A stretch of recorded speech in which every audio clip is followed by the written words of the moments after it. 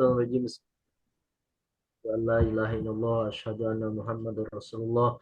Allahumma shalli ala sayyidina Muhammad wa ala ali sayyidina Muhammad. Assalamualaikum warahmatullahi wabarakatuh. Waalaikumsalam warahmatullahi wabarakatuh.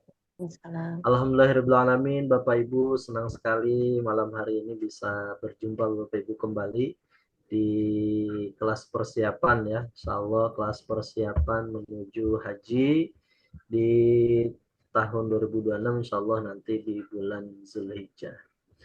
Sekarang sudah masuk di bulan Sya'ban, di tanggal-tanggal terakhir, insyaallah ya di minggu terakhir di bulan Sya'ban. Pekan depan insyaallah sudah mulai masuk di bulan Ramadan ya, Masya Allah sebentar lagi. Dari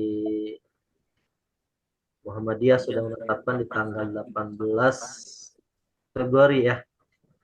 Pemerintah kita masih menunggu, insya Allah yang pasti minggu depan kita sudah memasuki di bulan Ramadan. Insya Allah. Baik Bapak Ibu, alhamdulillah persiapan demi persiapan sudah dilaksanakan ya. Mulai pertemuan awal silaturahmi, terus lanjut di medical check up dan vaksin dan lain-lain. Terakhir Sabtu yang lalu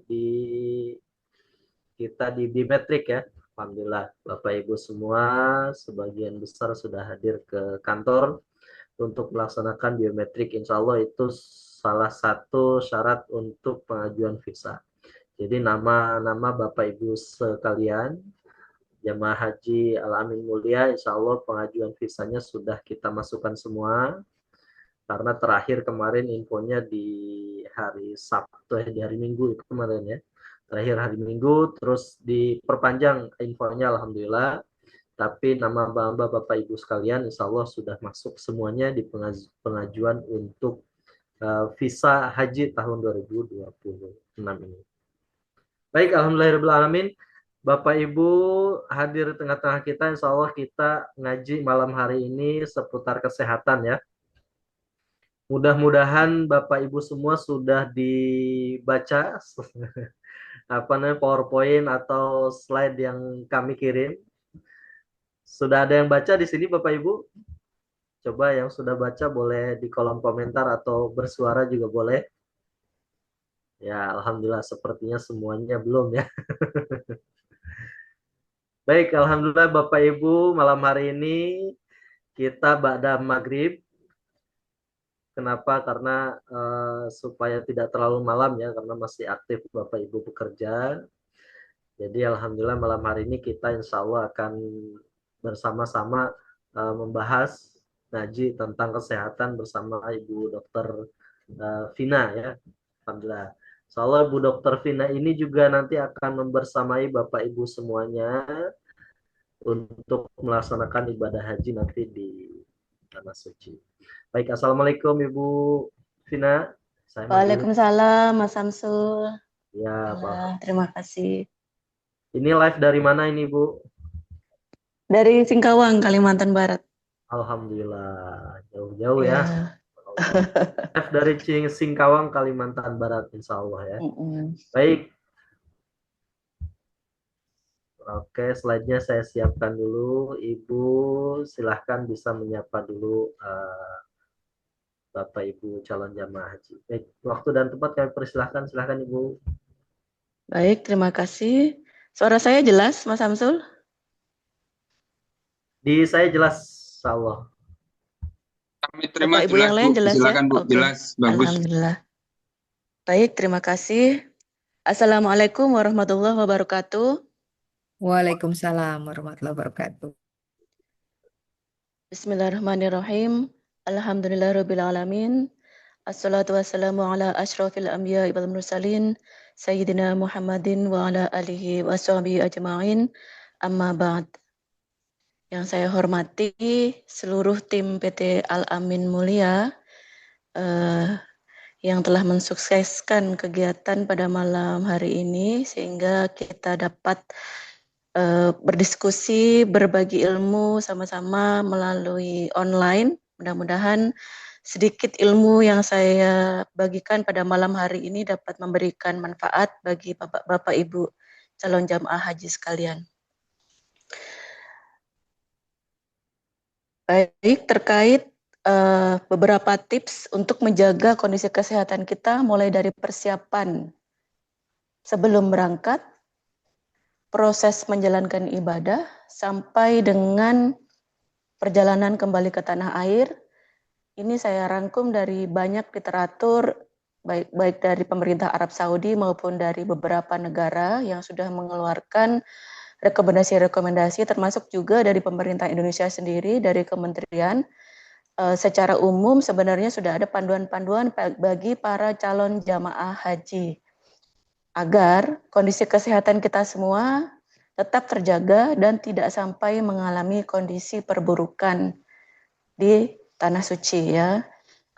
Tentu ini menjadi tugas bersama, tidak hanya bagi pembimbing, tapi juga bagi masing-masing orang, bagi setiap jamaah untuk bertanggung jawab menjaga kesehatan dirinya masing-masing. Next. Ya, kita mulai dari sebelum berangkat. Kita kondisinya masih di tanah air. Next. Nah, jadi menurut rekomendasi persiapan setiap jamaah, yang pertama yang harus dilengkapi adalah syarat kesehatan kekebalan tubuh yang diperoleh dari vaksinasi. Alhamdulillahnya di tahun ini Kementerian Haji memberikan syarat istitoah kita harus sudah melaksanakan vaksin. Maka minimal kita ketika berangkat haji 3 bulan lagi, insya Allah badan kita sudah mempunyai kekebalan terhadap 2 infeksi, yaitu infeksi polio dan meningitis. Sedangkan yang ketiga, yaitu infeksi influenza, ini saya belum tahu ya informasi yang terbaru, tetapi kalau saya baca rekomendasi dari Kementerian Haji, sebenarnya vaksin influenza ini masuk dalam rekomendasi. Jadi kita tunggu saja. Kemarin saya sempat berdiskusi ya Mas Samsul ya, kemarin saya tanya dengan Mbak Nur ini gimana vaksin influenza perlu tidak? Karena kalau kondisi saya yang di kabupaten, untuk mendapatkan vaksin ini saya harus ke KKP provinsi yang jaraknya 4 jam. Tentu itu tidak bisa mendadak, saya harus mengalokasikan waktu dan seterusnya. Nah, informasi dari Mbak Nur sampai hari ini belum ada kejelasan bahwa kita wajib harus vaksin influenza. Jadi kita tunggu saja. Next. Nah, jadi setelah vaksin kita lakukan, kita mulai persiapan kondisi fisik. Ya, kondisi fisik ini berkaitan dengan kekuatan jantung, kemampuan otot, tulang, sendi kita semua. Karena kita tahu bahwa haji ini adalah ibadah fisik, bukan hanya sekedar ibadah seperti sholat yang kita hanya duduk, sujud, ruku, dan seterusnya. Tetapi karena haji ini banyak kegiatan yang sifatnya mobile dari satu tempat ke tempat lain yang jaraknya berkilometer, puluhan kilometer, tentu kita juga harus menyiapkan fisik kita masing-masing jauh-jauh hari. Nah, banyak rekomendasi yang menyarankan kita untuk menyiapkan fisik kita sejak paling tidak 3 bulan sebelum berangkat. Atau minimal 2 bulan. Kalau kita mempersiapkan kondisi fisik kita 3 bulan sebelum berangkat, berarti mulai dari Februari ini. Kita tahu kalau bulan depan kita baru mulai olahraga dalam kondisi kita berpuasa, tentu minimal yang bisa kita lakukan. Buka puasa pun perut penuh, mau olahraga juga pasti perut tidak nyaman, begah. Setelah tarawih biasanya juga lumayan fisik kita terkuras, ya kan? Jadi kalau Bapak Ibu ada kesempatan untuk berolahraga di waktu maaf, jeda dulu masih ada azan di sini. Katanya panasnya sekitar 42 derajat. Panas.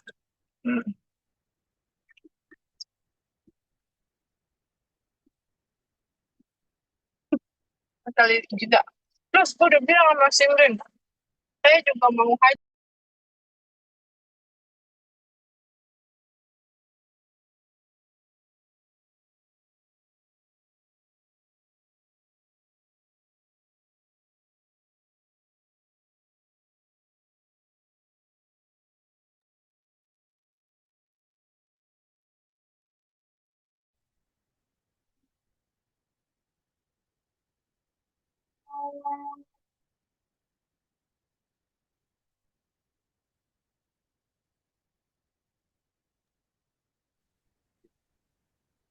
Pak Samsul.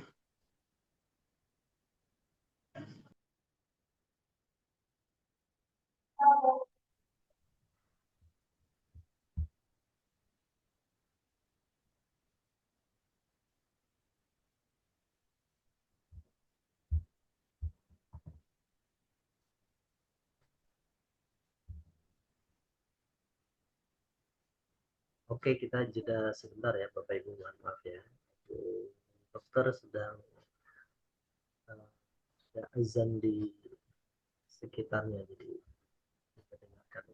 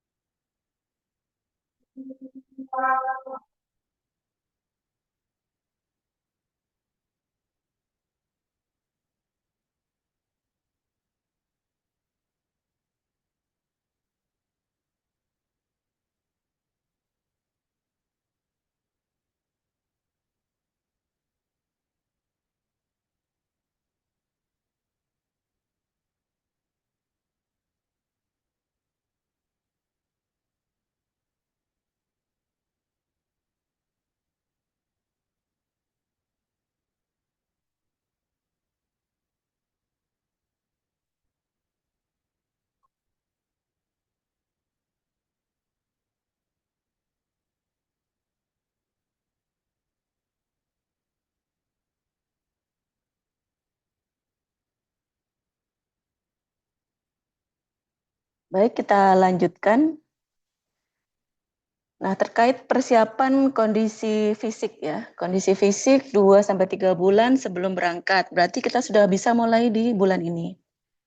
Nah, olahraga yang disarankan itu tidak hanya sekedar jalan biasa. Nah, kadang-kadang ada salah persepsi bahwa yang penting sudah jalan kaki 5 kilo, 10 kilo.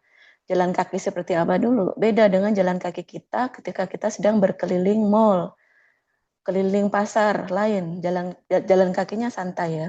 Tapi kalau jalan kaki untuk melatih otot jantung dan kekuatan otot sendi-sendi kita, kita butuh jalan kaki yang intensitasnya lebih cepat. Atau lebih baik lagi kalau menggunakan beban. Tapi mungkin harus mempertimbangkan kondisi tubuh juga. Ya, tidak semua usia harus mampu disyaratkan untuk olahraga menggunakan beban. Kemudian selain jalan cepat, jogging, bersepeda, dan berenang, nah olahraga ini dianggap cukup bermakna untuk melatih jantung kita dan kekuatan otot di seluruh tubuh. Di slide berikutnya ada contoh video olahraga yang dapat kita lakukan sebagai persiapan menjelang ibadah haji. Silakan Mas Samsul.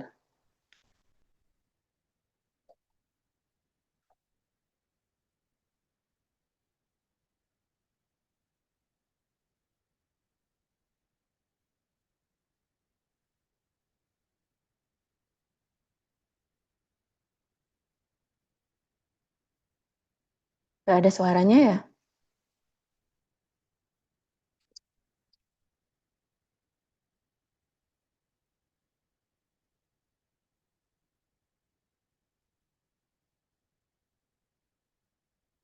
Nggak ada suaranya Mas Samsul di saya.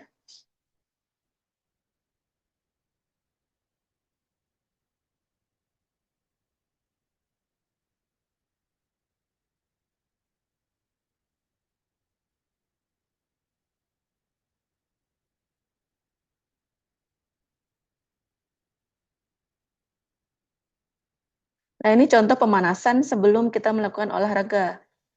Ya, biar aliran darahnya lebih bagus. Harus ada pemanasan dulu. Jalan kaki, jalan cepat 30 menit minimal dalam 1 hari. Sebisa mungkin jangan kurang dari 30 menit. Karena durasi 30 menit sampai 60 menit dianggap waktu yang cukup untuk membakar kalori di dalam tubuh kita.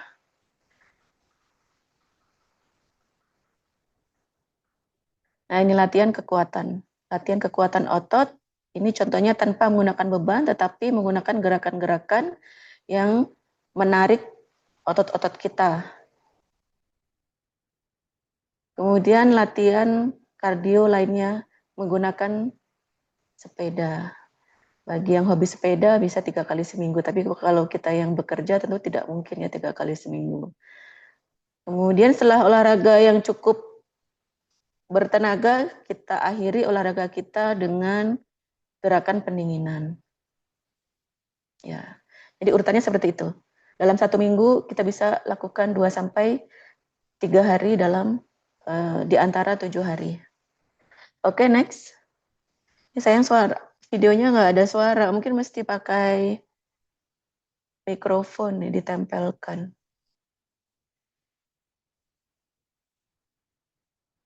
Nah, selain persiapan fisik, kita juga perlu mempersiapkan obat-obatan yang kita bawa di tas jinjing kita masing-masing. Meskipun saya sendiri belum pernah beribadah haji, tetapi kalau kita lihat gambaran proses ibadah mulai dari ihram sampai dengan tahallul kurang lebih 5 hari yang berpindah-pindah, tentu ini berisiko ada satu kondisi di mana kita jauh dari apotik terdekat. Kami dari tim kesehatan grup atau kelompok Al-Amin nanti memang akan membawa bekal obat-obatan pertolongan pertama, tetapi tentu jumlahnya tidak akan segitunya banyak ya Bapak Ibu. Secukupnya akan kami bawa, sisanya mungkin kita akan minta bantuan klinik terdekat atau apotik terdekat. Maka kami perlu bantuan Bapak Ibu semua untuk membawa bekal kesehatan minimal yang bisa kita minum sewaktu-waktu dibutuhkan. Meskipun doa kita semua sehat, tidak sampai mengalami masalah kesehatan apapun. Dimulai dari pencegahan melalui penguatan sistem imun. Kita tahu untuk memperkuat sistem imun atau kekebalan tubuh kita bisa membooster atau meningkatkan kekebalan kita menggunakan vitamin, antioksidan, selain juga olahraga yang tadi sudah kita bahas. Nah, setelah badan kita kuat dan ternyata dalam kondisi tersebut kita masih sakit, maka kita perlu yang namanya obat, tidak cukup lagi suplemen. Kalau demam, ya tentu perlu minum obat demam, nyeri, dan seterusnya. Next.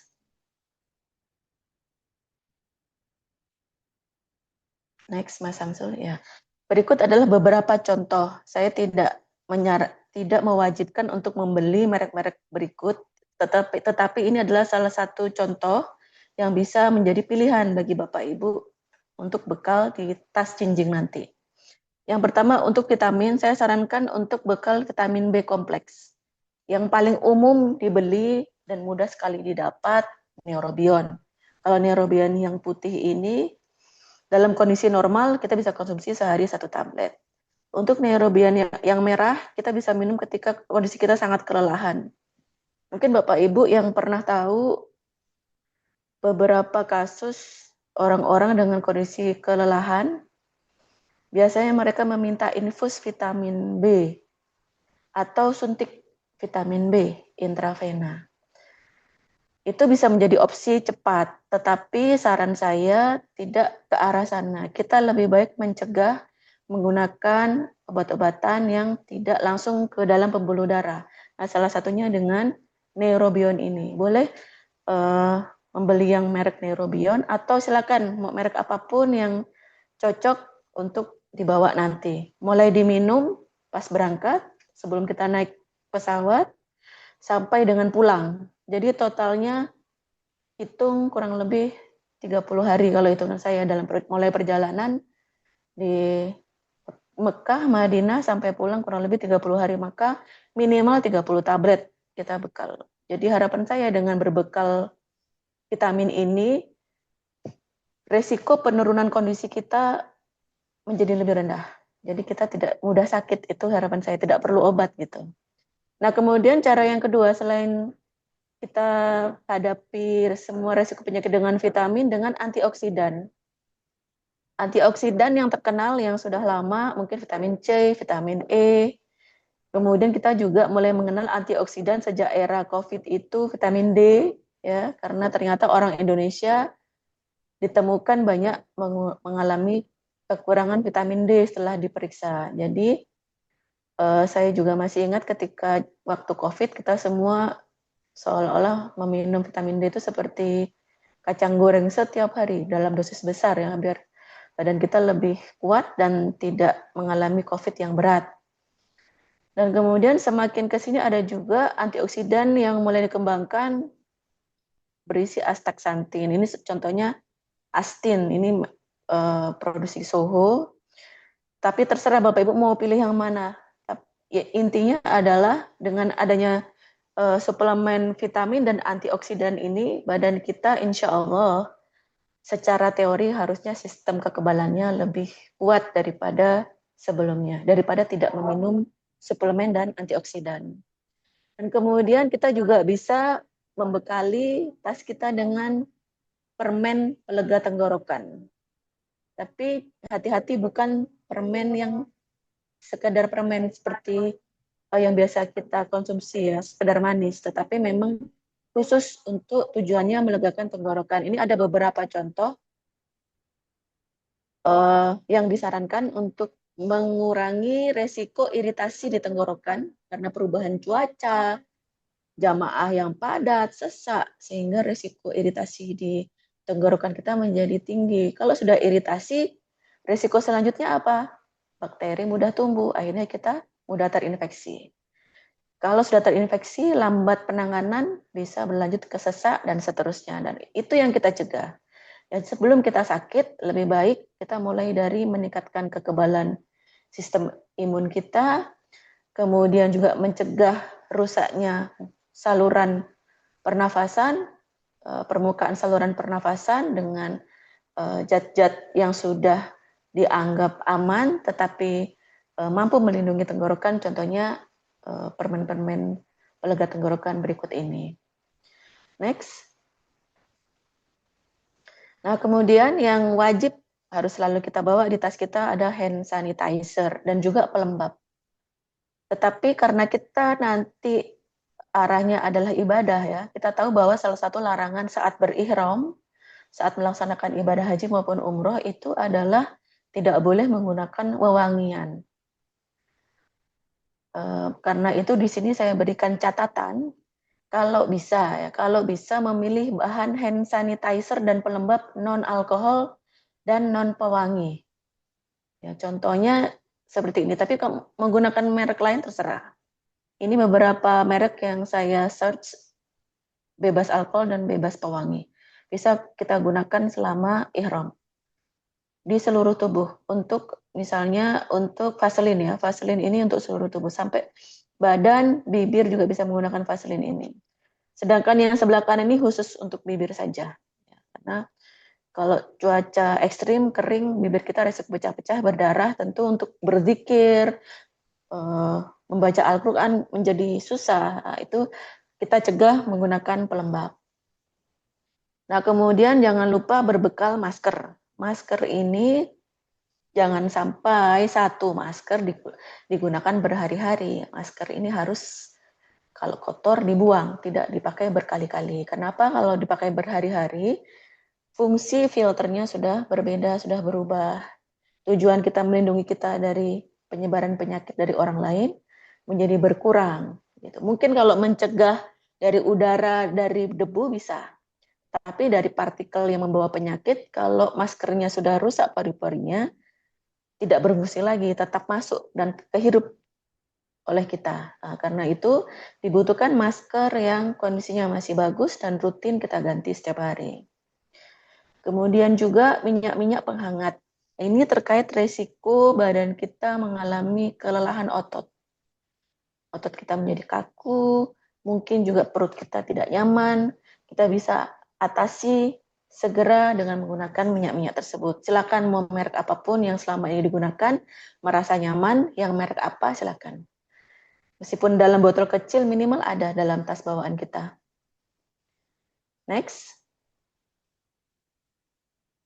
Nah, kemudian bekal minimal, ya saya sarankan ini juga dibawa, meskipun hanya 1 strip, hanya 4 tablet tidak masalah, yang penting ada. Yang pertama obat demam.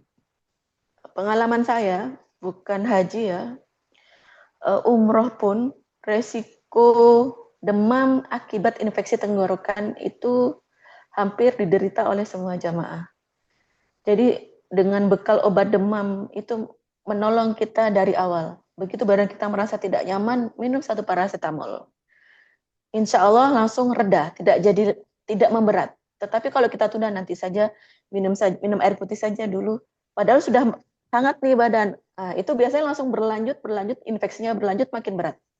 Tapi kalau sejak awal kita sudah merasa badan tidak enak, minum aja paracetamol. 1. Biasanya itu untuk mencegah kondisi yang lebih buruk. Nah, kemudian anti radang, yang paling minimal ibuprofen 200 mg, itu kalau di toko obat, mereknya Proris, dan juga ada merek-merek lain. Tapi kalau saya pribadi, karena saya orang kesehatan, saya biasanya lebih memilih beli di apotik dengan merek generik pun tidak masalah. Ini yang sebelah kiri ini salah satu obat apotik dengan merek generik yang bisa dibeli tanpa resep. Nah, kemudian bagi Bapak Ibu yang rentan untuk mengalami nyeri otot, boleh berbekal salep atau krim pereda nyeri. Contohnya Contrapin atau salep Voltaren.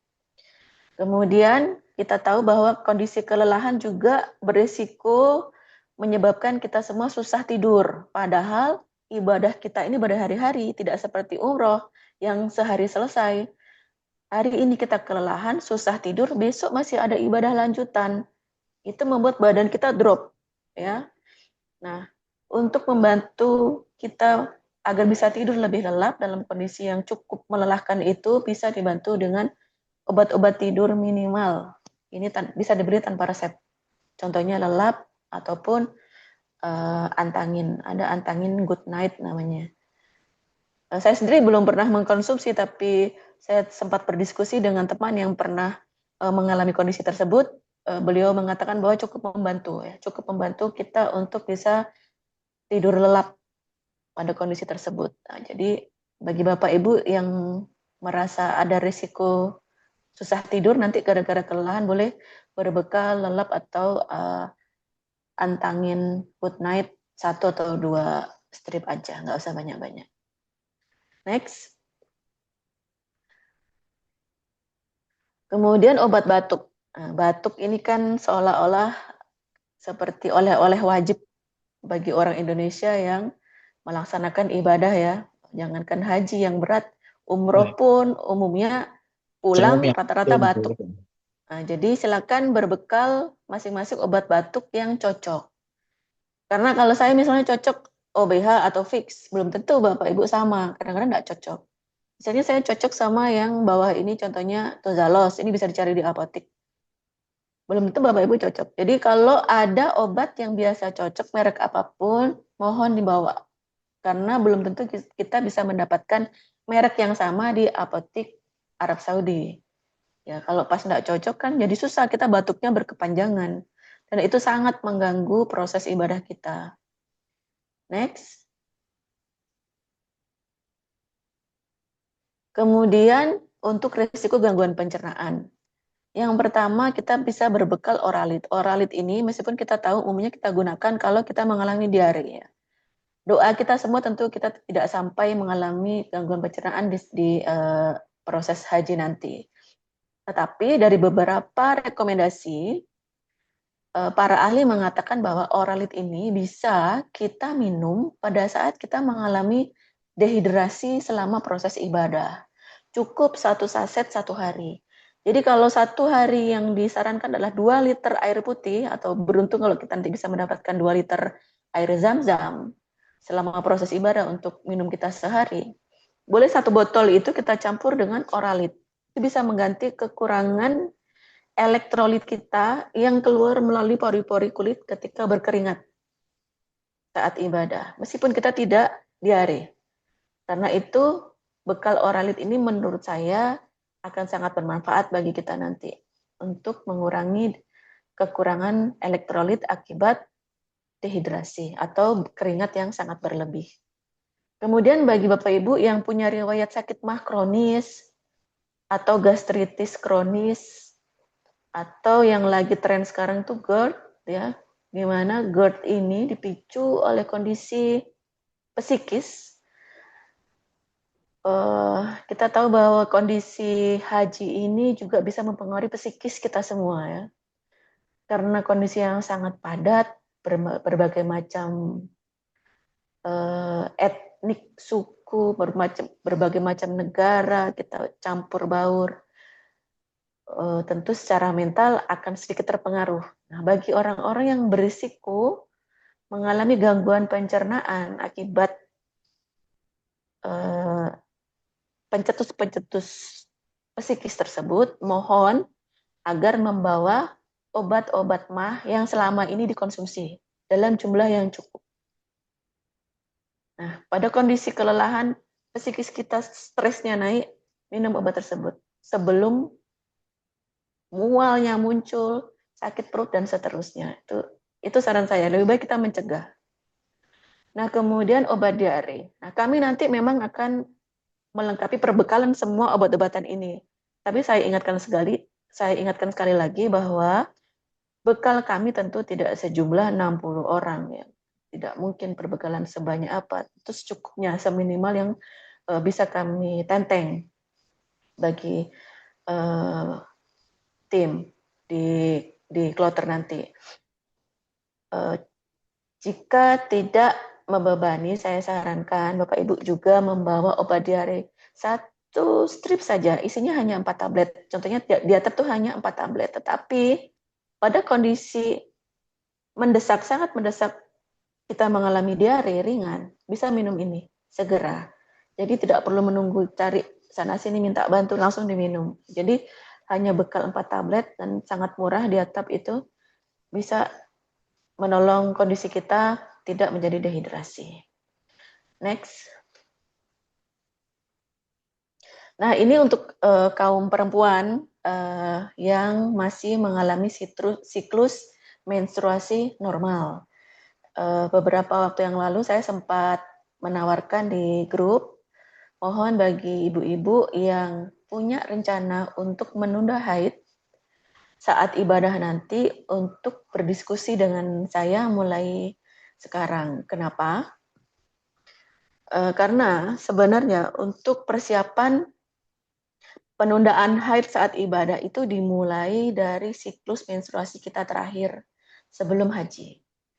Jadi kalau kita baru minum obat Primolut misalnya, ini contoh 2 obat yang isinya sama, jadi boleh pakai Primolut, boleh pakai Norlut, bebas. Jadi jika kita baru minum obat hormon ini sebelum berangkat, biasanya ketika proses ibadah berlangsung ada spot atau bercak atau tetap haid, tidak berhenti, tetap haid seperti biasa. Kenapa? Karena ternyata haid kita itu di awal bulan. Sedangkan ibadah haji mendekati akhir bulan. Kan jauh ya dari fase haid dengan ibadah hajinya. Dan kita minum mendekati akhir bulan. Kan nanti kita haji sekitar tanggal 20 Mei. Itu kan sudah mendekati akhir bulan. Jadi kalau ibu-ibu baru minum Primolut tanggal 18 pas baru berangkat dari Jakarta, artinya jauh tuh dari masa haid yang tanggal 1 Mei tadi. Nah, ini tetap berisiko keluar darah haid. Memang ada caranya nanti ya, ketika sudah terlanjur keluar, kita bisa tambah dosis dan seterusnya, memang ada caranya. Tetapi hasil diskusi saya dengan ahli obstetri ginekologi, saya bukan dokter ahli kebidanan, bukan dokter ahli kandungan, tapi saya sudah berdiskusi dengan teman ahli bahwa sebaiknya para jamaah haji yang memang punya planning untuk menunda haid itu sudah minum obat-obat ini 5 hari kelima haid terakhir. Jadi jika haidnya tanggal 1 Mei, tanggal 5 Mei itu sudah minum, meskipun masih berdarah-darah nih. Sudah minum, cukup 1 tablet. Tapi kalau kita terlalu mepet, itu resikonya kita bisa harus minum 2 kali sehari atau 3 kali sehari. Padahal minum obat ini nih harus pakai alarm tepat waktu. Banyak. Sakit perut. Tapi kan kita kalau lagi ibadah, ini maksudnya lagi nggak ibadah itu. Ya, minum obat ini seperti minum pil KB. Harus tepat waktu. Jadi kalau sehari 3 kali, tentu kita benar-benar harus memperhatikan alarm kita masing-masing. Kering, minum, kering. Nah, lebih ringan tentu kalau sehari 1 kali. Misalnya kita jadwalkan setelah sholat subuh kan, sebelum kegiatan ibadah, kita habis sholat, insya Allah kan kita lebih fokus ke HP, begitu bunyi, kita minum. Tapi kalau HP di tas, saat kita kredit ibadah, bunyi, kadang-kadang kita nggak dengar, itu ada resiko terlewat jamnya. Ketika terlewatnya terlalu jauh, ada resiko hormon kita tidak stabil. Yang harusnya kadar hormonnya tinggi untuk mencegah darah haid keluar, langsung turun karena telat tadi. Akhirnya keluarlah darahnya. Nah, itu yang kadang-kadang membuat jamaah kalut ya. Ini kenapa masih sudah minum kok masih berdarah? Kadang-kadang penyebabnya seperti itu. Biasanya kami akan menaikkan dosis yang sebelumnya 1 tablet sehari menjadi 2 atau kalau perlu 3 kali sehari. Maksimal 3 kali sehari, tidak boleh lebih dari itu. Tapi kalau kita sudah perencanaan dari awal, setidaknya kita minum cukup 1 tablet. Nah, itu meringankan beban kita karena saya bayangkan kalau sehari mesti memperhatikan 3 alarm, tentu akan sangat lumayan mengganggu konsentrasi dalam kita beribadah. Dan untuk memperkirakan tanggal menstruasi itu, kita perlu menghitung rata-rata jadwal menstruasi mulai dari Januari atau 3 bulan terakhir. Ya, itu sebabnya kemarin saya minta berdiskusi, tujuan saya itu sebenarnya. Jadi kalau kita sudah tahu tuh Januari, Februari, Maret, kita tanggal berapa tuh siklusnya, dari tanggal berapa sampai tanggal berapa, Februari tanggal berapa sampai tanggal berapa, Maret tanggal berapa. Bulan April kita hitung rata-rata. Oh, berarti perkiraan saya bulan April tanggal segini nih. Kalau bulan April itu tidak akhir bulan, kita bisa minum bulan Mei. Kalau ibu-ibu Mei mensnya di awal bulan, kita bisa minum di bulan Mei. Tetapi kalau bulan April itu haidnya di akhir bulan, berarti kemungkinan akan saya sarankan minum mulai bulan April. Insya Allah aman. Kita minum sampai pulang Primolutnya. Memang bekalnya jadi banyak ya, tapi kita cukup 1 sehari. Yaitu hasil diskusi saya dengan dokter Ofskin. Tapi kalau Bapak Ibu mau konsultasi sendiri dengan Bapak Ibu dokter pribadi, silakan, tidak masalah. Ini saya sampaikan hasil diskusi saya dengan sahabat saya, dokter Ofskin. Sarannya seperti itu. Biar kita minumnya cukup 1, tidak perlu minum 2 kali sehari atau 3 kali sehari. Oke, next.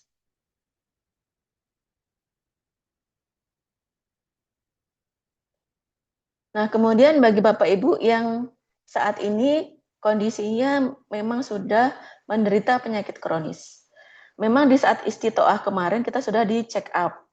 Tetapi kan masih ada kemungkinan kita ada yang menderita darah tinggi ya, atau hipertensi yang minum obat rutin. Atau sakit jantung ringan yang ketika proses kemarin EKG istitoahnya lolos, tetapi masih ada obat yang harus dikonsumsi. Atau asam urat misalnya yang sewaktu-waktu bisa kambuh karena kita tahu di sana saat ibadah makanan kita sangat teratur dan mungkin tidak terkontrol kadar protein dan kolesterolnya. Sehingga bagi Bapak Ibu yang mempunyai riwayat penyakit kolesterol tinggi yang sering kambuh atau ada keluhan dan juga riwayat asam urat yang sering kambuh, mohon bekal obat masing-masing dengan resep yang sudah disiapkan dokternya ya. Maksudnya yang sudah pernah diminum. Mungkin kita bisa beli di sana, tapi kan kalau yang biasa diminum, cocoknya yang mana belum tentu nanti di Arab ada. Tapi kalau misalnya kita sudah terbiasa, misalnya ya, di Indonesia diberikan resep allopurinol untuk asam urat, allopurinol, kemudian mungkin metilprednisolon, asam mefenamat, sudah diberikan obat itu sejak lama dan cocok. Setelah minum, keluhan berkurang, ya sudah bekal obat itu saja untuk kondisi emergensi pada saat ibadah. Atau misalnya kolesterol tinggi nih, sering kambuh, tengguknya terasa berat, atau kadang malah jadi vertigo gara-gara kolesterol atau migrain, boleh berbekal obat kolesterol yang biasa diminum. Karena setahu saya ya, obat kolesterol ini juga masing-masing orang itu punya kecocokan. Ada yang cocok dengan obat ini, ada yang cocok dengan obat ini. Kalau sudah terbiasa cocok dengan obat kolesterol tertentu, silakan nanti dibawa. Kalau ada riwayat asma juga, mohon agar dibawa obat-obat hisap yang untuk sewaktu-waktu bisa digunakan ketika asma kambuh. Nah, itu untuk persiapan para jamaah dengan kondisi membawa riwayat penyakit kronis. Ya, harapan kita sih, doa kita semua penyakit itu tidak pernah kambuh selama ibadah ya. Tentu kita tetap berdoa untuk itu. Next. Nah, kemudian pada saat ibadah disarankan kita menggunakan pakaian berwarna terang. Ya, kita tahu kalau pakaian gelap itu menyerap cahaya matahari sehingga cenderung lebih cepat gerah. Kalau gerah, mudah keringatan, mudah dehidrasi. Kalau warna terang, cenderung memantulkan cahaya. Termasuk juga payung, sebaiknya payung berwarna cerah sehingga melindungi kita dari paparan cahaya yang terlalu intens. Kemudian peralatan kebersihan diri, ya tentu ini kita sudah paham ya, peralatan mandi dan seterusnya. Pelembab juga pasti. Next. Berikutnya adalah tips menjaga kesehatan selama penerbangan. Ya, kalau info dari Pak Haji Unang, katanya kalau berangkat biasanya nggak ada tuh keluhan macam-macam. Tapi kalau sudah penerbangan balik tuh biasanya sudah mulai banyak keluhan jamaah. Nah, jadi yang disarankan adalah selalu rutin minum air putih setiap 1 atau 2 jam.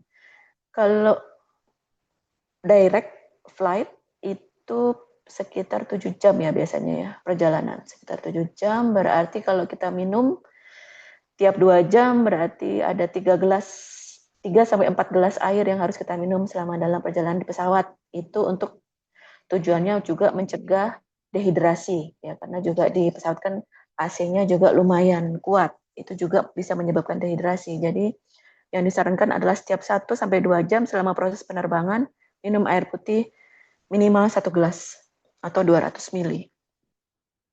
Nah, kemudian jika memang badan kita sensitif terhadap suhu dingin, maka bekali dengan baju hangat atau mungkin minta selimut di pramugari nanti.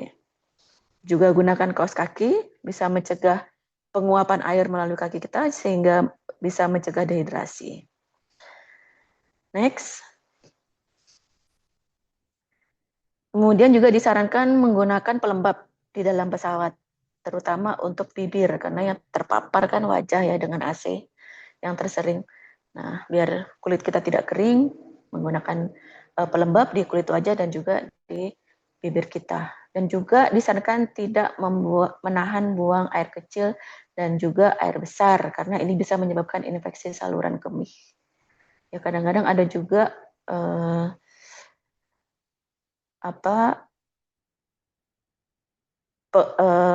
penumpang yang tidak segan untuk menggunakan toilet di pesawat. Tapi untuk kondisi kita nanti sudah tidak perlu lagi merasa takut atau segan untuk buang air kecil ataupun buang air besar. Next. Nah, berikut adalah contoh gerakan peregangan di pesawat. Tujuan peregangan ini adalah agar tidak terjadi sumbatan pembuluh darah, terutama bagi orang-orang yang berisiko mengalami sumbatan pembuluh darah di kaki. Ya, kalau kasat mata kita biasa menyebutnya varises ya. Kalau bagi Bapak Ibu yang sudah ada varises saat ini, itu salah satu tanda adanya risiko penyumbatan pembuluh darah. Maka di dalam pesawat sebaiknya kita melakukan gerakan-gerakan peregangan agar tidak ada sumbatan. Ini suaranya tidak muncul ya, ya. Di videonya dipaskan di gerakannya aja, agak lama ini soalnya. Mungkin nanti bisa di-share aja di grup WhatsApp videonya yang ada suaranya. Karena kalau tidak ada suaranya tidak bisa mengikuti juga nih. Ya nanti di-share aja di WhatsApp, kita skip aja. Kita skip aja videonya, next.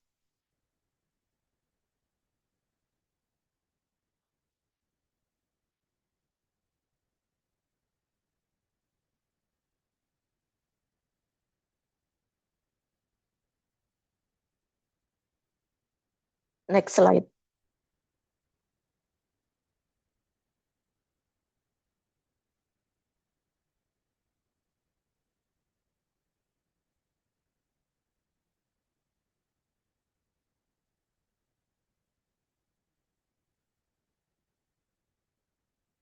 Slide berikutnya aja. Ini di stop aja.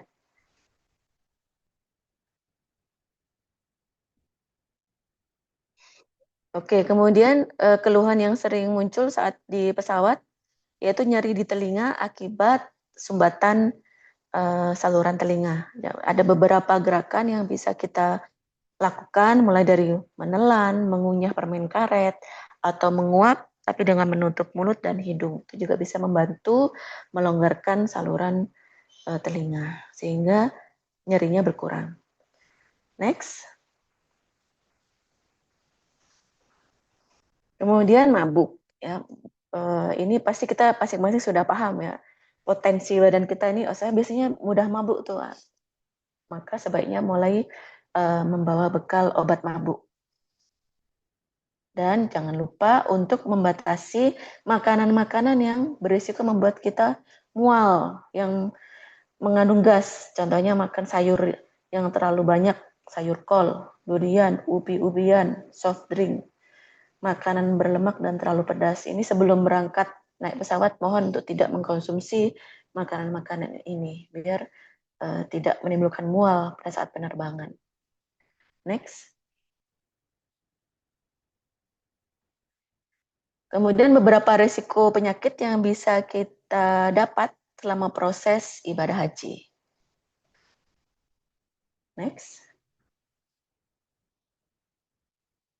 Yang pertama adalah gangguan saluran napas. Ini sepertinya semua jamaah akan berisiko mendapatkan infeksi ini. Dan mudah-mudahan kalaupun kita mendapatkan rezeki gangguan saluran napas, mudah-mudahan yang ringan-ringan saja, jangan sampai yang berat. Ya, batuk-batuk yang ringan, radang yang ringan gitu ya. Amin. Mudah-mudahan. Tapi insya Allah kami akan tetap siapkan pertolongan pertama bagi jamaah yang mengalami gangguan saluran napas. Oke, next. Mimisan. Nah, hidung mimisan ini juga sering kita temukan pada jamaah akibat udara yang kering. Ya, ada beberapa cara pertolongan pertama yang bisa kita lakukan sampai darah tersebut berhenti. Ya, umumnya sih tidak sampai memberat ya kalau mimisan. Next. Gangguan pencernaan. Nah, ini biasanya karena kita kalap makan. Apalagi disiapkan tepat waktu dan kita makan pun tepat waktu.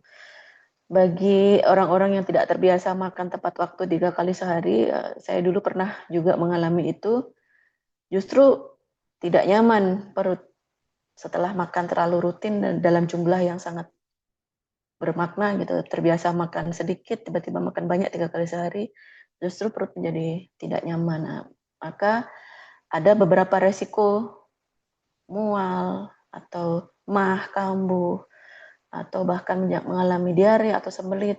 Nah, maka kita perlu juga menyiapkan beberapa obat pertolongan pertama pada kondisi-kondisi tersebut. Next. Kemudian resiko sengatan cuaca panas. Nah, meskipun di info terakhir untuk perkiraan cuaca di musim haji tahun 2026 ini kita memasuki musim semi sehingga dianggap lebih sejuk dibandingkan tahun lalu. Tapi musim semi pun masih 40 derajat ke atas ya. Nah, bagi kita yang terbiasa tinggal di cuaca maksimal 30-an derajat, kadang-kadang 40 tapi sangat jarang, tentu ini menjadi sengatan cuaca panas juga ya. Bagi saya pribadi juga 40 derajat itu cukup akan menyebabkan dehidrasi juga bagi tubuh saya. Maka akan ada beberapa resiko, mulai dari sakit kepala, terasa pusing, kulit kering pecah-pecah, kejang otot, dan akhirnya kalau dehidrasinya tidak segera kita atasi, bisa pingsan atau gangguan kesadaran. Nah, disinilah kunci pencegahan dehidrasi harus kita lakukan dengan rutin minum air putih 1-2 jam, tiap 1 sampai 2 jam, 1 gelas. Atau sebanyak yang kita mampu. Karena memang situasinya ya cuacanya cukup panas bagi tubuh kita. Next.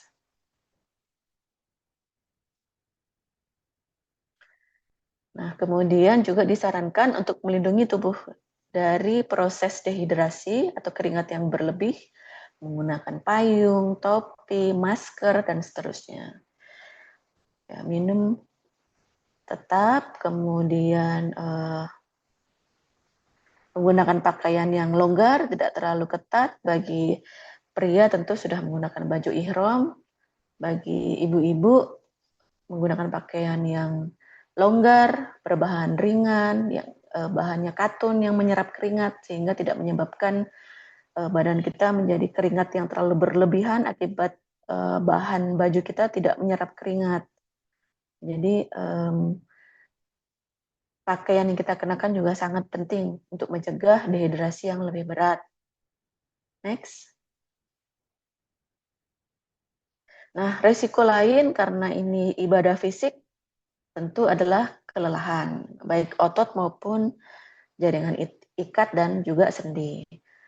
Langkah awal kalau kita di hotel sih kita bisa menyiapkan kompres dingin ya, bisa minta air dingin di resepsionis atau di kamar kalau ada kulkas. Saya tidak tahu nanti kamar kita apakah termasuk ada kulkas dan bisa menyiapkan air dingin untuk kompres. Tapi kalau tidak ada ya kita minum obat saja lah kalau ada kelelahan otot. Next. Ini adalah resiko-resiko infeksi yang bisa menyebabkan penularan dalam jumlah massal.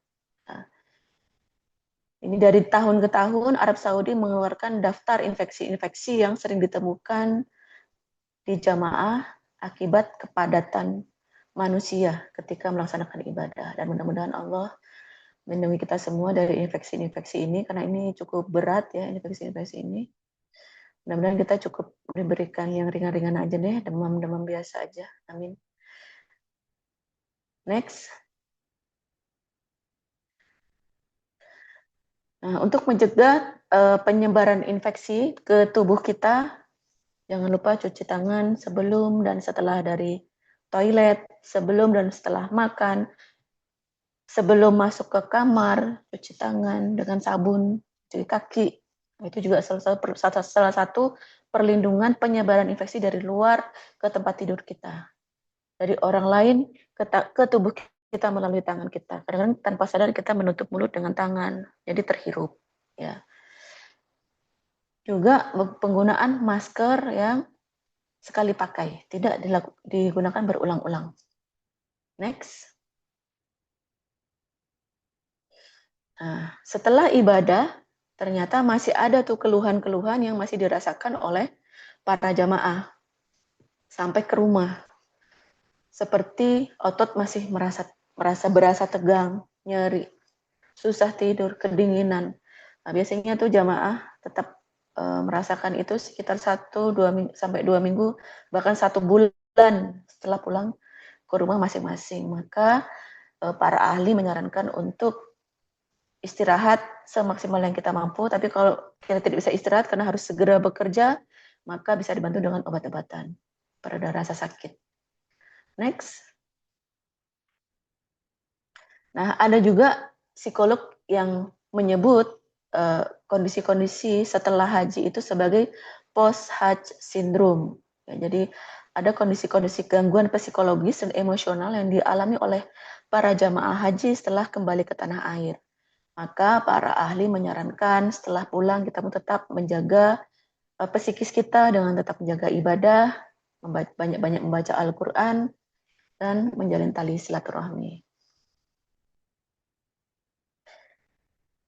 Udah, next. Nah, baik. Demikian Bapak Ibu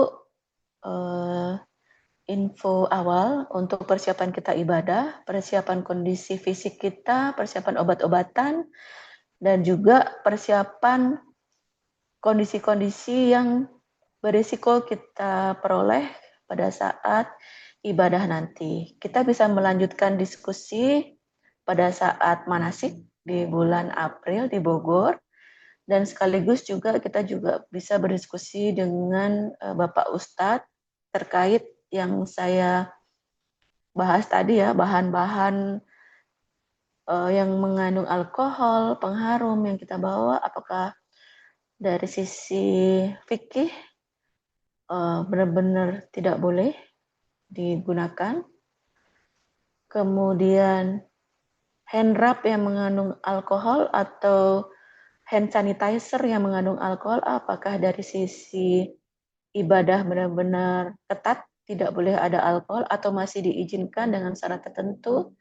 Dan kemudian untuk para ibu yang ketika menjalankan ibadah masih mengeluarkan bercak darah, meskipun sudah meminum obat hormon, apakah ini termasuk kriteria haid atau kriteria penyakit secara hukum fikih? Nah, saya juga ingin menyambungkan ya teori medis dengan teori fikih terhadap keabsahan ibadah kita nanti, terhadap kondisi-kondisi yang tidak bisa kita prediksi selama ibadah nanti. Selanjutnya silakan jika ada pertanyaan dari Bapak Ibu sekalian terhadap paparan yang telah saya sampaikan tadi, silakan. Baik, Bapak Ibu, alhamdulillahirrahmanirrahim. Demikian tadi ya pemaparannya. Bapak Ibu, insya Allah nanti PowerPoint-nya atau slide-nya akan kita bagikan juga di grup persiapan haji ya, termasuk video-video yang tadi kita tampilkan karena suaranya tidak muncul. Baik, jika ada pertanyaan Bapak Ibu silahkan. Dari Pak Fauzan ini. Boleh pertanyaan di chat atau boleh langsung nyalakan mikrofonnya ya. Kita langsung pertanyaan pertama dari Pak Fauzan. Bu Dokter, mohon tips untuk pencegahan plantar fasciitis dan saraf kejepit. Juga apa perlu kinesiologi tab perlu dibawa? Terima kasih, kinesiologi tab. Itu dari Pak Fauzan. Iya. Terima kasih. Jadi untuk plantar fasciitis dan saraf kejepit atau mungkin HNP, ya misalnya contohnya ya saraf kejepit. Itu kan kondisi kelainan neurologis, kelainan saraf, gangguan saraf yang cukup berat dan sangat mengganggu ibadah. Tentu ini memerlukan persiapan. Jika saat ini Bapak Ibu sudah mengalami kondisi ini, mohon untuk konsultasi dengan dokter spesialis saraf. Apakah nanti perlu menggunakan alat bantu khusus saat ibadah, itu kan harus ahlinya. Saya tidak eh, akan menyarankan sedetil itu karena itu harus ahli syaraf ya. Saya bukan dokter ahli syaraf. Alat bantu seperti apa? Contohnya misalnya harus menggunakan korset. Korset yang seperti apa? Kapan digunakan? Apakah cukup di puncak ibadah? Apakah sepanjang ibadah harus digunakan? Itu kan ahlinya yang tahu. Kemudian kalau kinesiologi tape ini fungsinya sewaktu-waktu, tidak sehari-hari digunakan, mohon dibawa. Karena kita tidak bisa prediksi apa yang terjadi nanti. Tapi kalau pada saat hari ini memang rutin menggunakan alat-alat bantu tersebut, maka mohon dengan sangat nanti bekal bahan-bahan tersebut atau obat tersebut atau alat tersebut dalam jumlah yang cukup. Karena informasi dari Pak Haji Unang ya, harga obat dan alat kesehatan di Indonesia dengan di Arab tuh lebih mahal di sana. Daripada kita beli alkes atau alat kesehatan dalam jumlah yang cukup banyak dan harganya mahal, lebih baik kita bekal dari sini. Demikian Bapak jawaban dari saya. Mohon kalau memang sekarang sudah ada keluhan plantar fasciitis dan HNP, mohon untuk konsultasi dengan dokter spesialis saraf, Pak. Baik, begitu ya, mudah-mudahan menjawab Pak Fauzan. Yang lain silahkan Bapak Ibu. Boleh dinyalakan mikrofonnya juga boleh, silahkan. Ada yang mau bertanya mungkin, boleh tentang persiapan dan lain-lain.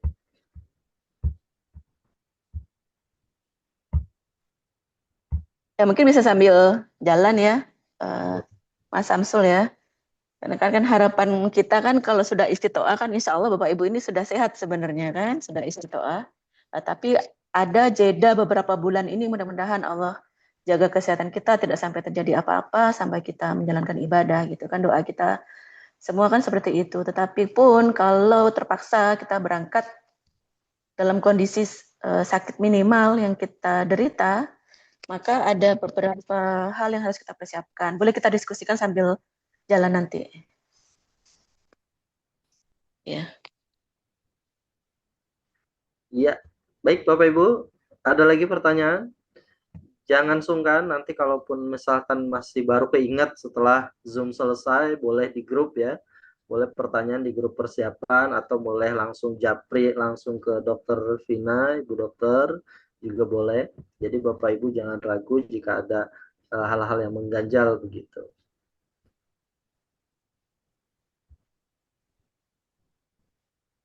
Baik Bapak Ibu, ada pertanyaan lagi? Atau cukup? Silahkan. Nah ini di grup ada sekitar 25 ya. Plus admin 2, jadi ada 23 kali 2 biasanya ada yang berdua rata-rata pasangan suami istri. Dan untuk Zoom malam hari ini memang hanya jamaah haji yang untuk berangkat di tahun 2026 ini ya. Jadi tidak ada jamaah haji yang di luar tahun keberangkatan ini. Insya Allah memang malam hari ini Zoom-nya spesial untuk Bapak Ibu sekalian. Baik Bapak Ibu, ada pertanyaan? Ibu Elia silahkan. Assalamualaikum Bu Dokter, mau tanya dong. Waalaikumsalam. Silakan Ibu. Betul, kalau untuk neurobion bisa diminum dari sekarang, boleh nggak itu? Boleh. Boleh ya Dok ya? Boleh. Saya pun Boleh. udah mulai minum. Oh, iya, Tapi siap. yang biru aja, jangan Oh, yang yang biru ya, forte Dok? ya. Ketinggian Oh, kalau forte. oh, Kalau baik, yang siap, biru siap. tuh dosisnya sedang lah. Baik, baik, Kalau siap. yang biru itu 200 mg, sehari satu aja. Minumnya Satu, pagi. oh, Nah, iya. jangan malam, nanti nggak bisa Oh, tidur. Pagi aja. baik, baik. Siap, Dok. Makasih banyak, Dok. Assalamualaikum. Iya, salam. Baik, silahkan. Terima kasih Bu Elia pertanyaannya. Silahkan yang lain.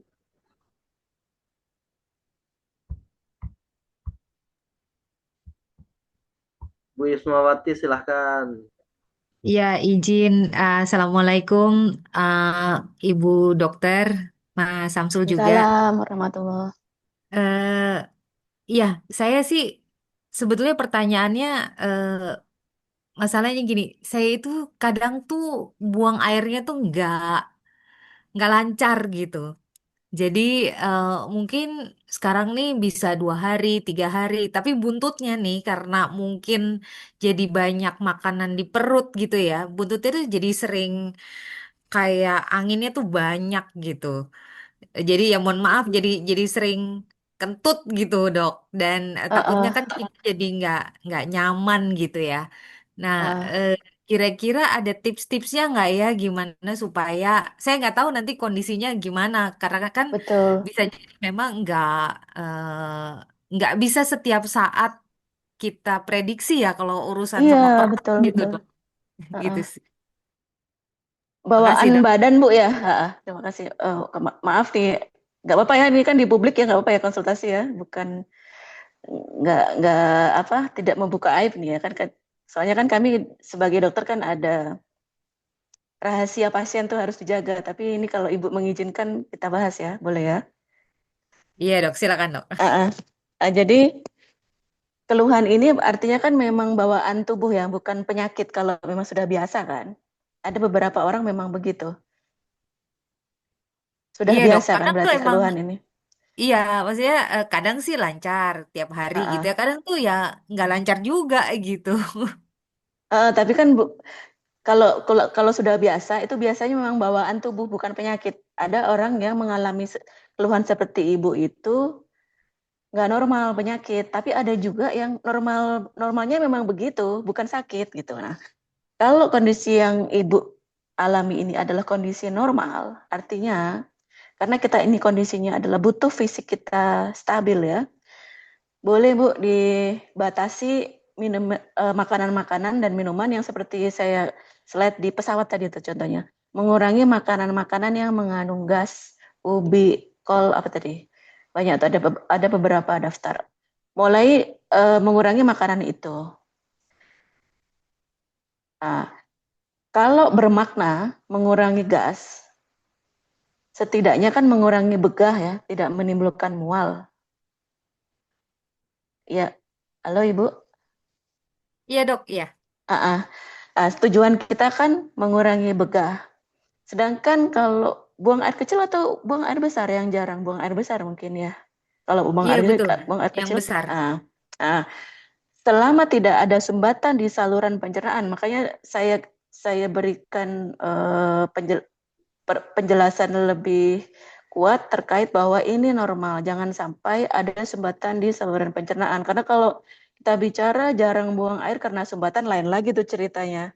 Tapi kalau normal itu biasanya lebih dipengaruhi oleh kalau bahasa kami itu peristaltik atau gerakan usus yang lambat. Nah, normalnya usus kita itu punya gerakan yang otomatis mendorong makanan dan sampah makanan atau sisa makanan ke dalam usus besar untuk dibuang. Tapi ada beberapa orang memang bawaan lahir tuh saraf untuk mendorong itu lambat dan itu tidak masalah, tidak menjadi penyakit gitu. Nah, tipsnya adalah mengurangi makanan-makanan yang proses pencernaannya lama. Setahu saya gitu ya, ada teman saya dokter bedah pun menyarankan seperti itu untuk orang-orang yang memang punya bawaan ususnya pencernaannya lambat, itu mohon untuk mengurangi makanan-makanan yang gasnya banyak dan proses mencernanya lama. Itu tipsnya di situ, Bu. Nanti kita mungkin Ibu kalau misalnya makanan keteringanda itu ya jangan dimakan, Bu. Biar enggak begah. Oke dok. Ya sudah gimana lah bawaan kan dari Allah sudah anugerahnya begitu.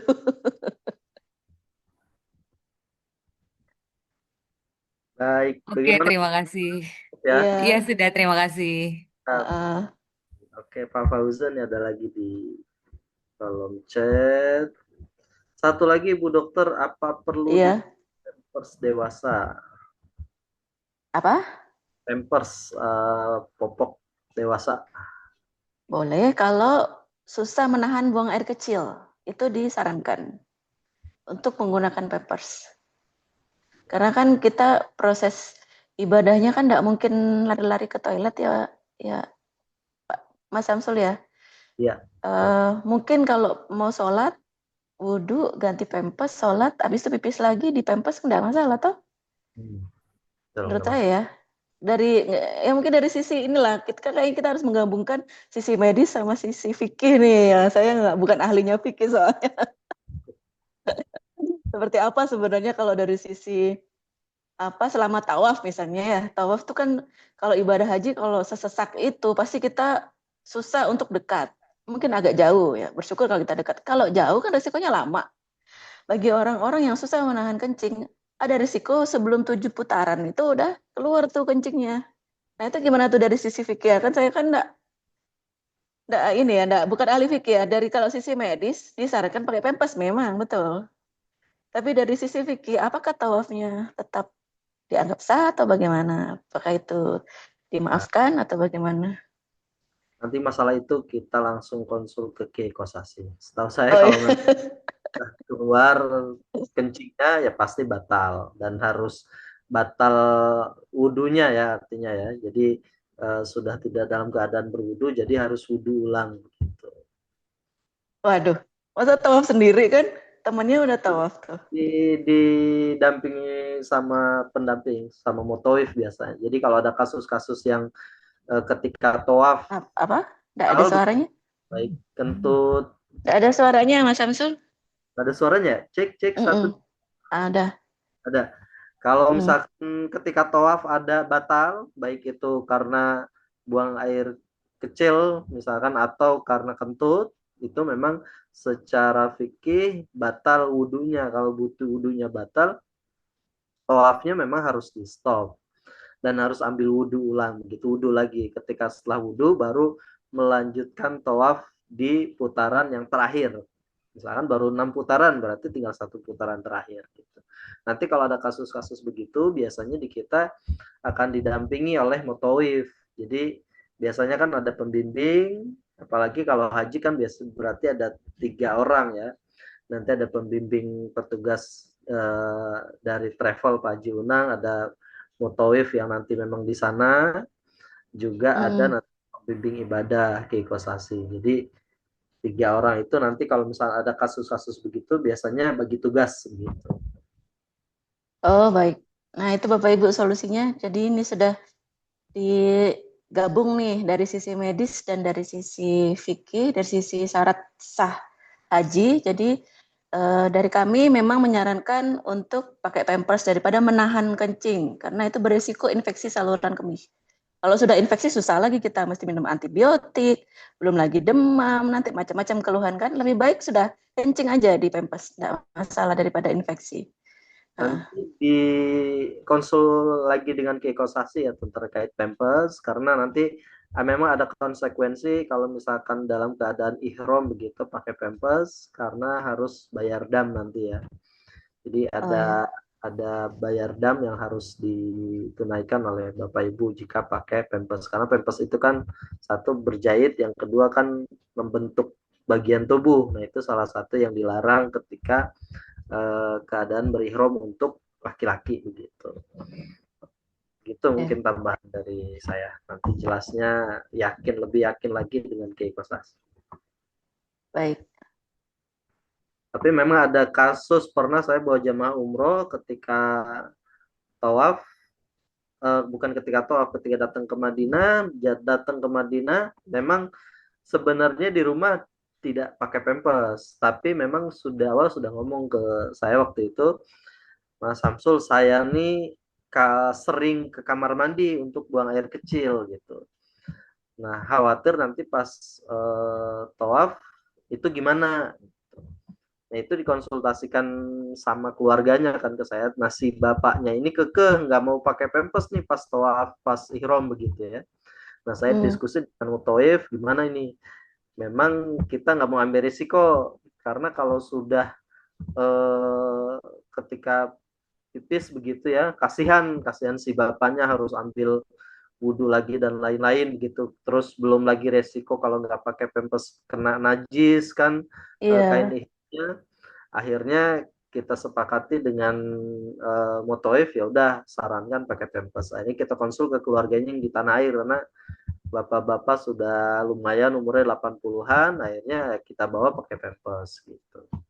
Jadi itu pun ya alhamdulillah beliau pas ditanya ada keluar air kencing apa, nggak ada alhamdulillah gitu. Karena mungkin selain dari sisi pencegahan medis, sisi pencegahan dipakai pampers dan lain-lain, memang kita yakinkan ke bapaknya, Pak, apa namanya, ini kita niat ibadah, jadi berdoa sebaik-baik berdoa ketika masuk masjid, ketika akan berangkat, dimanapun berdoa yang kira-kira yang ada risiko dialami kita. Si Bapak kan biasa sering kamar mandi, sering buang air kecil gitu. Nah, itu berdoa supaya pas kegiatan ibadah atau selama di tanah suci kejadian seperti itu Allah kurangi gitu. Jadi doa-doa itu emang selalu kita sugestikan untuk si Bapak lebih yakin lagi jika doa-doanya memang Allah Subhanahu wa taala. Ijabah. Begitu mungkin Pak Fauzan, nanti kita konsultasi langsung ke Kiai Kosasih biar lebih mantap ya Pak Haji ya. Siap? Masih ada yang lain? Silahkan.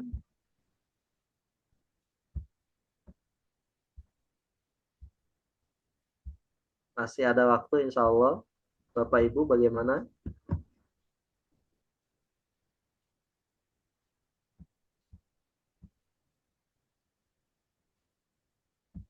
Nah, mungkin pertanyaan dari saya Bu Dokter.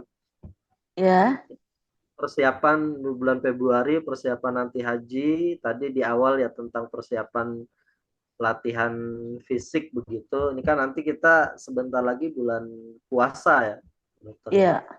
Ada tips atau saran nggak bulan puasa itu olahraganya di waktu kapan gitu? Sebenarnya, Yang bagus untuk sebenarnya para jamaah haji. bagi orang-orang yang sudah terbiasa olahraga ya, Mas Samsul ya, puasa itu tidak menghalangi olahraganya. Sebenarnya kalau sudah terbiasa badannya olahraga. Contohnya pemain bola, puasa sambil main bola pun badan dia kuat. Karena pun sehari-hari ketika dia fokus olahraga mungkin dia tidak memikirkan asupan makan dan minum kalau sedang latihan. Nah, ternyata pada saat puasa, bahkan di siang hari atau sore hari menjelang buka puasa, dia tetap main bola, masih kuat tuh sampai buka puasa. Sekarang tergantung badan kita sendiri. Kalau memang kira-kira kita nggak kuat kondisi puasa lalu olahraga karena cuaca cukup panas ya sehingga berisiko dehidrasi, ya mungkin saran saya setelah tarawih, ya kan, hitungannya adalah makannya terakhir pas buka puasa. Tapi kalau makannya nyambung, itu kalau makannya maghrib sampai habis tarawih masih makan, habis itu olahraga, itu bisa bikin enggak karu-karuan tuh. Karena perut penuh dipaksa olahraga kan enggak bagus ya, harus ada jeda. Tapi kalau memang buka kita selesai pas maghrib, habis itu sholat maghrib, mungkin hanya sekedar minum apa sampai tarawih, nggak makan apa-apa lagi, habis itu olahraga, sehat itu di badan, sehat. Buat tidur, habis itu kan bangun sahur sehat. Tapi kalau kira-kira kita masih lapar, ya makan aja deh, olahraganya nanti-nanti aja. Daripada nanti puasanya terganggu. Siap. Baik. Baik Bapak Ibu, masih ada pertanyaan? Kalau sudah cukup kita bisa akhiri ini. Gimana Bapak Ibu, cukup? Mohon izin Pak Samsul, Bu Dokter. Iya. Kan Pak Muksin. Iya. Ibu Dokter, saya mau nanya atau sekedar konfirmasi. Kalau olahraga malam sebetulnya baik gak sih Bu? Karena saya siang tuh bekerja. Kadang-kadang saya main badminton malam, kadang-kadang tenis malam gitu. Makasih Bu. Iya, terima kasih Pak. Jadi memang sebenarnya badan kita itu kan di setting ya, namanya irama sirkadian secara hormonal. Badan kita di setting sama Allah itu malam untuk lebih banyak istirahat daripada beraktivitas. Karena itu banyak penelitian menyebutkan kalau kita kerja malam, ya bukan hanya olahraga, kita terpaksa bekerja di malam hari, di tengah malam sampai dini hari, itu mengganggu keseimbangan hormonal kita gitu secara teori hormon. Tetapi tidak juga menjadi larangan yang absolut Pak untuk olahraga malam karena gara-gara ketidakseimbangan hormon tadi. Ya boleh-boleh saja sih, mungkin ininya saja apa namanya intensitasnya aja dan kemudian pastikan bahwa kita tidak baru selesai makan malam dalam jumlah besar. Nah sebenarnya yang bikin celaka itu kan kita tidak mengontrol makan sebelum olahraga atau setelah olahraga. Itu yang bikin olahraganya menjadi tidak bermakna, justru penyakitan. Sumber penyakitnya itu sebenarnya dari jumlah makanan yang kita konsumsi sebelum atau menjelang olahraga atau sesaat setelah olahraga. Itu biasanya yang sumber masalahnya. Kalau olahraganya sendiri Pak tidak, ya ada teori bisa menyebabkan ketidakseimbangan hormonal bla bla bla metabolisme, tapi itu tidak signifikan sih menurut saya ya. Kalau dari sisi aktivitasnya, tapi kalau makanan iya, makanan efeknya besar ke metabolisme di malam hari. Mungkin kalau Bapak memang pengen merutinkan olahraga dan sempatnya malam pulang kerja di atas jam 7, itu oke Pak. Itu oke, nggak masalah. Baik, Ya, gitu Pak terima Musid. kasih Ibu. Ya, yang dikurangi nasi goreng sama mie gorengnya setelah Nah olahraga. itu, yang penyebab penyakitnya itu Pak, bukan olahraganya. Itu yang susah, itu lebih susah. Satu Lebih pukul susah. makannya 5 piring. Lapar kan? Aduh. Minumnya es teh manis pula. Nah itu yang kadang pertanyaan orang, kok udah rutin olahraga masih sakit jantung. Masih Aduh gendut susah juga nih. gitu kan. Masih kami nih ditanyain pasien susah jawabnya kan, gimana ya? Yang salah bukan olahraganya, masalahnya Makannya. makannya. Baik Ibu, Pak Samsul, Iya, terima kasih. Ya, terima makasih Pak kasih. Muhsin. Baik Bapak Ibu masih ada, silahkan. Langsung dinyalakan mikrofonnya boleh. Jangan ragu-ragu. Masih ada waktu 3-4 menit lagi. Cukup ya saya kira ya. Alhamdulillah, mudah-mudahan nanti bisa langsung di grup persiapan, jangan ragu-ragu kalau mau konsultasi nanya tentang apapun Bapak Ibu ya silakan. Di grup boleh atau japri juga boleh. Ya, pokoknya tentang apapun, tentang fikih, tentang kesehatan, tentang pelaksanaan teknis perjalanan dan lain-lain ya insya Allah ya. Nanti insya Allah kita bertemu di tanggal 17 April ya insya Allah ya setelah Lebaran. Ketemu di kantor, nanti titik kumpul di kantor Alami Mulia Lestari untuk nanti kemudian kita rombongan sama-sama naik bis ke lokasi manasik haji insya Allah Bapak Ibu. Baik, saya kira cukup Bu Dokter. Terima Silakan kasih Mas closing. Samsul. Silakan kalau ada, mangga. Kalau ada closing statement silakan. Kalau ada silakan Dokter, Bu Dokter. Sesuai dengan tema kita, sehat mulai dari tanah air sampai kembali ke tanah air, mudah-mudahan menjadi doa bagi kita semua. Mudah-mudahan Allah mudahkan ibadah kita dan kondisi kita sehat, apapun penyakit yang kita derita hari ini, besok dan seterusnya, mudah-mudahan itu tidak menghalangi ibadah kita. Amin. Amin. Amin. Baik, alhamdulillahirrahmanirrahim Bapak Ibu, terima kasih banyak sesi kelas hari ini alhamdulillah sudah berakhir. Kita tutup sama-sama membaca hamdalah alhamdulillahirrahmanirrahim subhanallah Alhamdulillah. la ilaha illa anta nastaghfiruka wa natubu ilaik. Demikian dari saya, terima kasih banyak Bapak Ibu, sehat-sehat semuanya, maaf lahir batin. Dan selamat menyambut kedatangan bulan suci Ramadan. Baik, assalamualaikum warahmatullahi wabarakatuh. Waalaikumsalam warahmatullahi wabarakatuh. Terima kasih. Terima kasih. Atur nuhun. Assalamualaikum. Pak Muhsin, Pak Heru, makasih. Terima kasih, nggih, syukur. Bibi, makasih. Jazakallah. Terima kasih banyak. Trianti, oke, izin saya juga pamit ya.